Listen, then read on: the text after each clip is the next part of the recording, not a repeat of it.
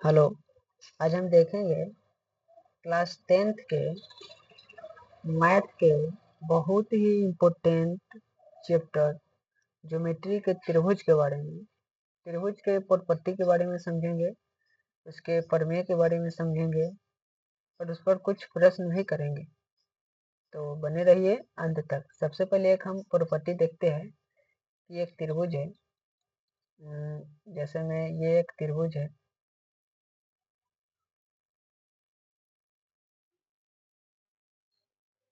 ये एक त्रिभुज है ए बी सी, और बी सी के समांतर, ये जो बी और सी है इसके समांतर,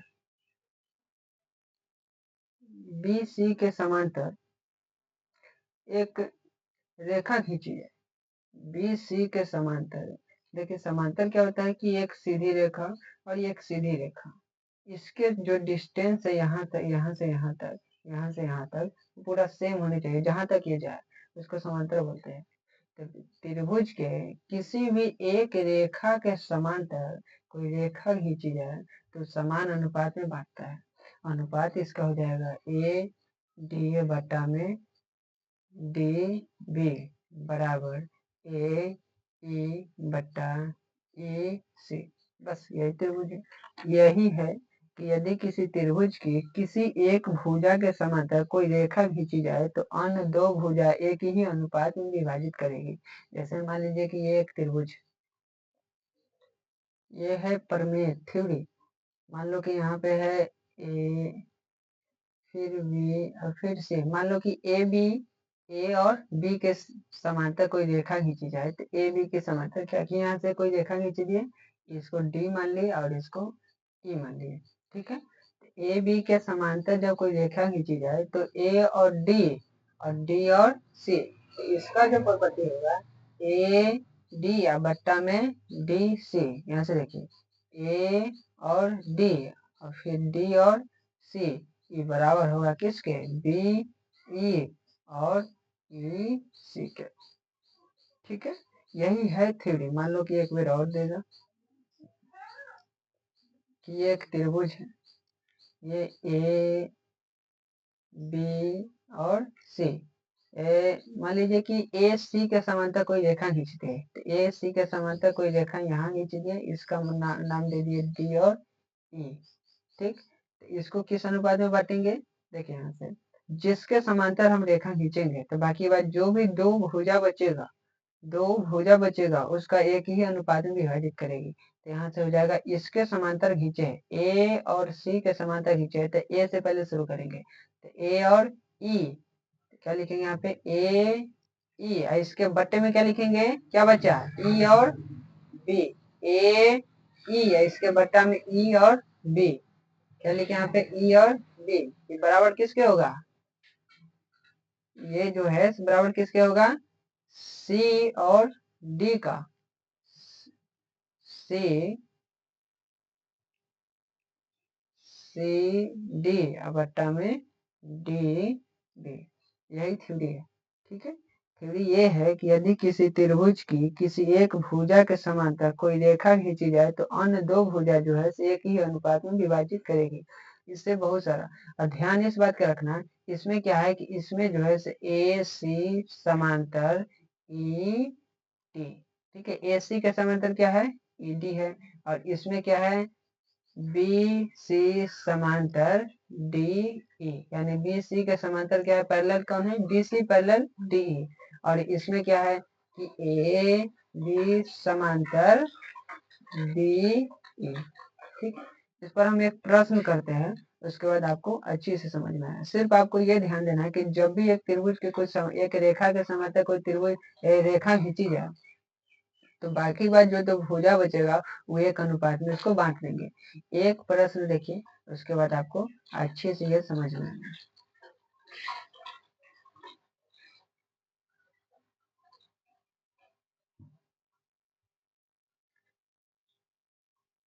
जैसे में एक प्रश्न देखिए, यहाँ पे है ये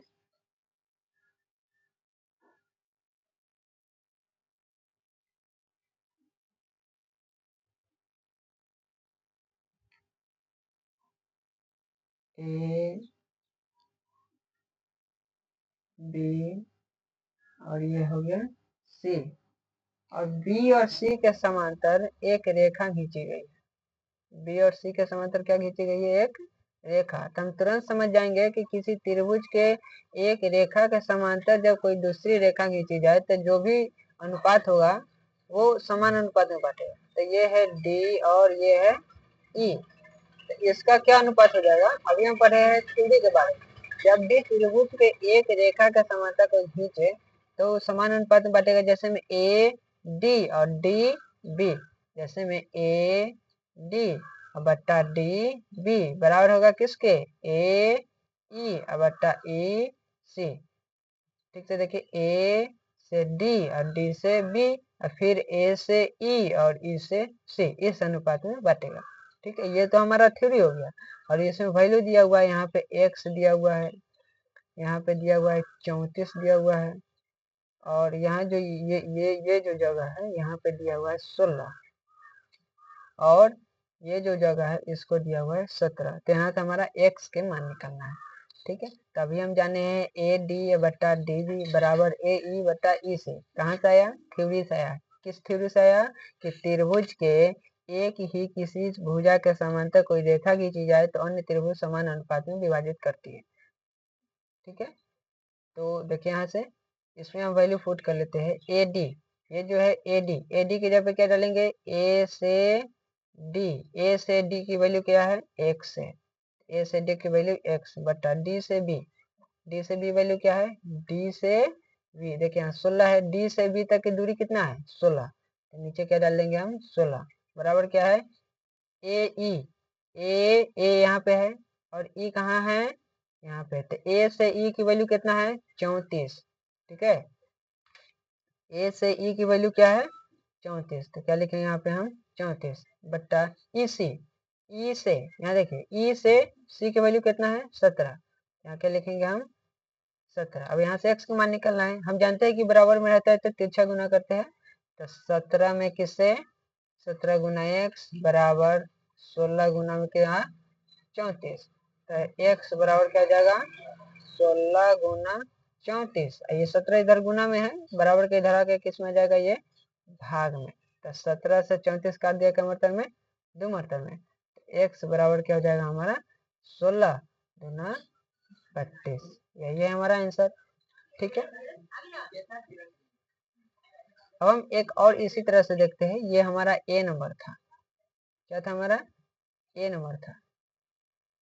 बहुत ही काम की चीज है। अक्सर 10th में जो बच्चे पढ़ते हैं इसको छोड़ के आते हैं, क्योंकि ये प्रॉपर्टी पढ़ के नहीं जाते हैं और बहुत ही आसान प्रॉपर्टी है। देख रहे हैं कि अब कितना आसान है। और यहाँ से हम एक और देखते हैं बी नंबर में। जैसे मान लीजिए कि एक त्रिभुज दिया हुआ है। ठीक है, ये है त्रिभुज दिया हुआ है, ये त्रिभुज दिया हुआ है, और यहाँ जो दिया हुआ है ए बी और सी दिया हुआ है। अब बी सी के समांतर क्या लिखा? एक बी और सी के समांतर एक रेखा खींचा गया है डी और E। बस यही चीज दिया हुआ है। इसमें वैल्यू दिया हुआ है, यहाँ पे x दिया हुआ है, यहाँ पे दिया हुआ है x प्लस के 7। ठीक है, और उसके बाद यहाँ दिया हुआ है 9, और ये जो वैल्यू दिया हुआ है यहाँ पे, ये जो पूरा दिया हुआ है, ये पूरा जो ए से सी तक की जो दूरी है ये पूरा दिया हुआ है। ए से सी तक की दूरी है, ये पूरा दिया हुआ है 21। ठीक है, तो हमें क्या करना है? x के मान निकालना है। तब सबसे पहले आप हमको एक चीज बताइए कि ये एक रेखा है, रेखा है, इसको हम क्या किए? मान लो कि कहीं से दो भाग में बांट दिए, समद्विभाजक यानी समान भाग में नहीं बांटे, कहीं से भी दो भाग में बांट दिए। अब बताओ, इधर के इधर मान लो कि 9 है, टोटल जो है 121 है, तो इधर कितना होगा?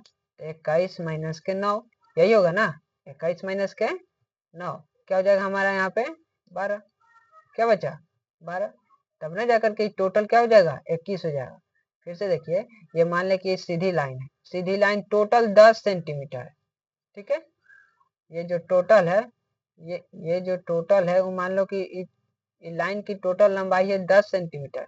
यहाँ से यहाँ तक की दूरी 10 सेंटीमीटर है, हम कह देंगे टोटल है दूरी 10 सेंटीमीटर, या कह देंगे से यहाँ 5 है, तो बताओ इतने यहाँ क्या होगा? अरे यहाँ भी तो 5 होगा, क्योंकि टोटल 10 है, एक जगह 5 है तो एक जगह 5। कहने का मतलब ये है कि ये है एक लड़का और ये भी एक लड़का है, और 20 रुपए है, ठीक है। और क्या करना है, एक लड़के को हम 12 रुपए दे दिए, तो इस लड़के को कितना मिलेगा? टोटल 20 रुपए है तो 12 रुपए दे दिए तो बचा कितना? 8 रुपए।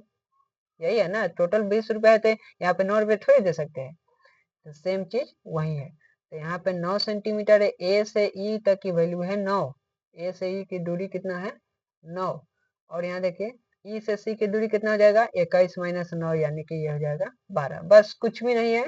यहाँ पे एक चीज और दे दिया है कि समांतर खींचा गया है, प्रश्न में ऊपर ही दे दिया है प्रश्न में कि डी ई समांतर बी सी, ये है थ्योरी का बेस, ठीक है। इसी के कारण हम ये सब थ्योरी अप्लाई करते हैं। तो जब भी त्रिभुज की एक रेखा के समांतर कोई दूसरी रेखा खींची जाए तो समान अनुपात में रेखा जो है समान अनुपात में विभाजित करती है। ए से डी, देखिए ए से डी बट्टा डी से बी, डी से बी बराबर किसके होगा? ए से ई बट्टा ई से सी। बस खत्म हो गया। और हमारा मान रख लेना है, ए से डी की वैल्यू क्या है? ए से डी की वैल्यू क्या है? x है, तो यहाँ पे क्या रखेंगे हम? x बट्टा डी से बी की वैल्यू क्या है? डी से बी x प्लस 7 है, तो यहाँ रख देंगे x प्लस के 7 बराबर ए ई, ए से ई की वैल्यू 9 है, यहाँ पे कितना रख देंगे? 9। ई से सी की वैल्यू कितना है? 12। बस x के मान निकालेंगे। अब हम सॉल्व करेंगे इसको। सॉल्व करना आप 8वां क्लास में सीख चुके हैं, तिरछा गुना कर देना है। तब 12 गुना में x बराबर 9 गुना में x प्लस के 7, यहाँ से 12 में 1 से गुना किए, 12 1